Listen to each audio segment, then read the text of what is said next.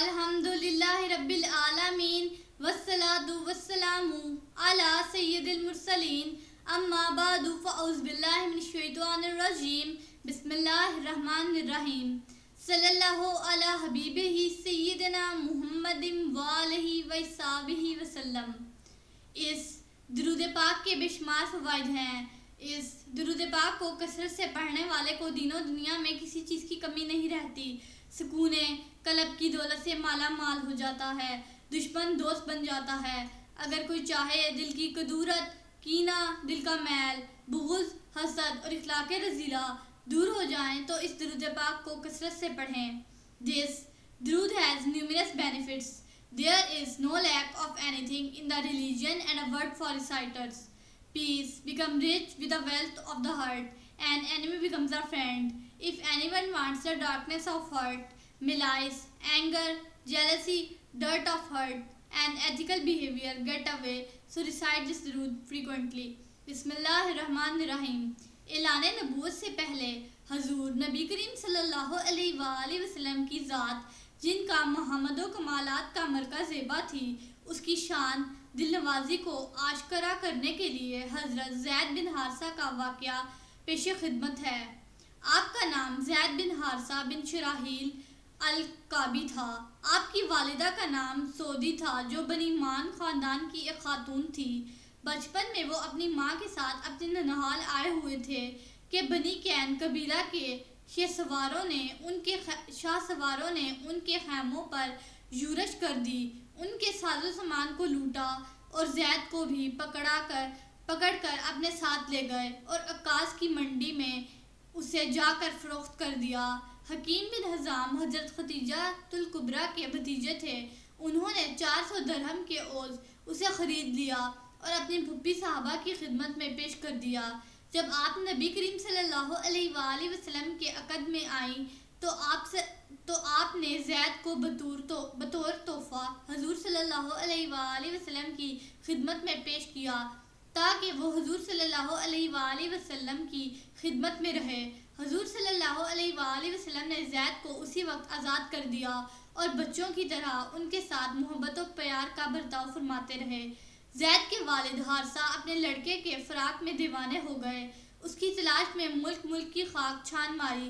اپنے بیٹے کے فراق میں جو قصیدہ انہوں نے لکھا ہے: میں زید کے فراق میں ہر وقت روتا رہتا ہوں، مجھے اس کے حال کا کوئی علم نہیں، کیا وہ زندہ ہے تاکہ اس کے لوٹ آنے کی امید کی جائے، یا موت کی آغوش میں سو چکا ہے۔ سورج جب طلوع ہوتا ہے تو وہ اس کی یاد تازہ کر دیتا ہے، اور جب غروب ہونے لگتا ہے تو پھر بھی اس کی یاد ستانے لگتی ہے۔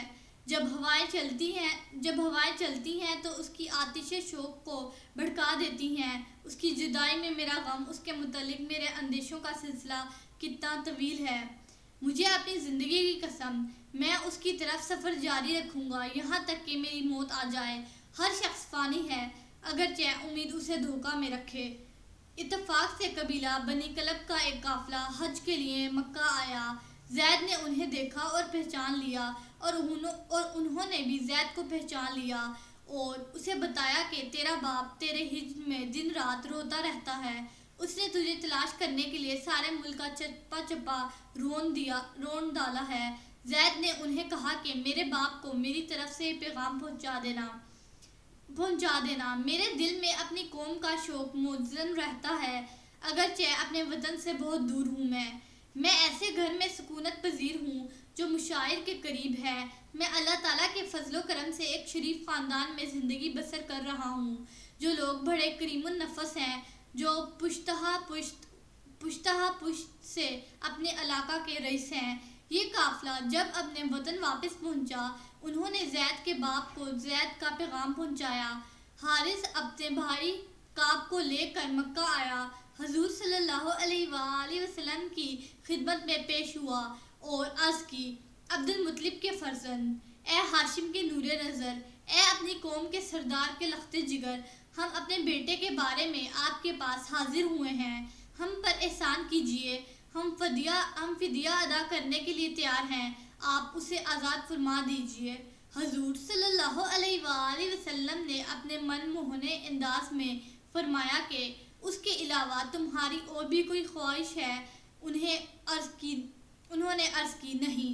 حضور صلی اللہ علیہ وآلہ وسلم نے فرمایا اپنے بیٹے کو بلاؤ اور اس کو اختیار دے دو، اگر وہ تمہارے ساتھ جانا چاہے تو میں اسے فدیہ لیے بغیر تمہارے ساتھ جانے کی اجازت دے دوں گا، لیکن اگر وہ تمہارے ساتھ جانے کے بجائے میرے پاس رہنے کو پسند کرے پھر تمہیں بھی اسے مجبور نہیں کرنا چاہیے۔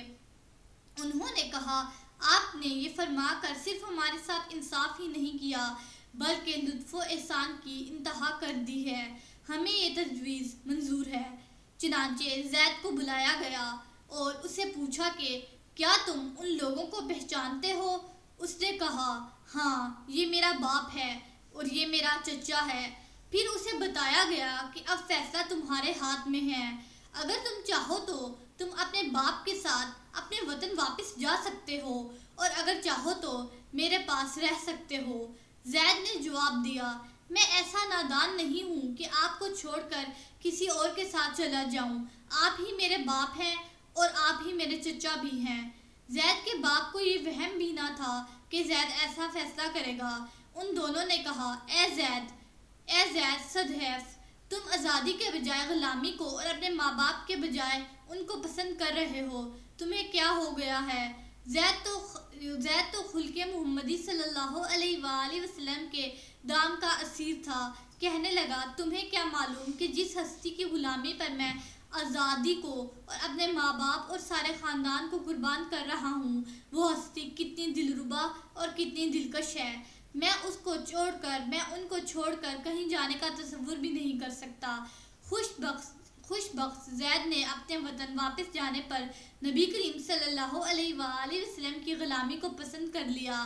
حضور صلی اللہ علیہ وآلہ وسلم نے بھی عذرا بندہ پروری زید کو اپنا متبنہ بنا لیا اور جب تک سورہ احزاب کی وہ آیات نازل نہیں ہوئی زید کو زید بن حارثہ کے بجائے زید بن محمد کہا جاتا رہا۔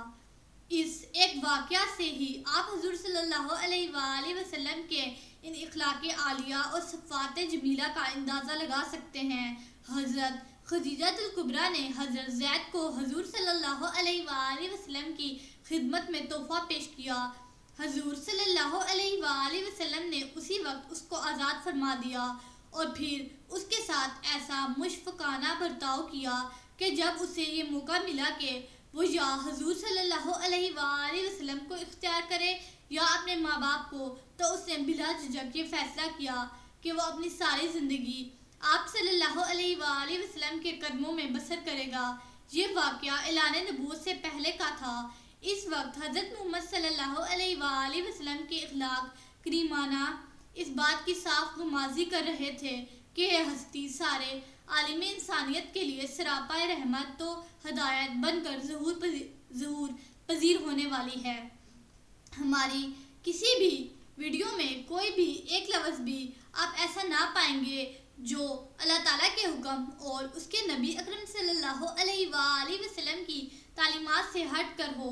آپ سے گزارش ہے ہماری ویڈیوز کو آگے شیئر کریں، ہو سکتا ہے یہ عمل آپ کی اور ہمارے نجات کا سبب بنے، اور ہماری ویڈیوز کو آخر تک دھیان سے سنیں، یقیناً آپ کی زندگی بدل جائے گی۔ اللہ تعالیٰ اگر آپ کو ہماری آج کی ویڈیو پسند آئی ہے تو اس کو لائک کریں۔ اللہ تعالیٰ ہمارا اور آپ کا حامی و ناصر ہو۔ شکریہ۔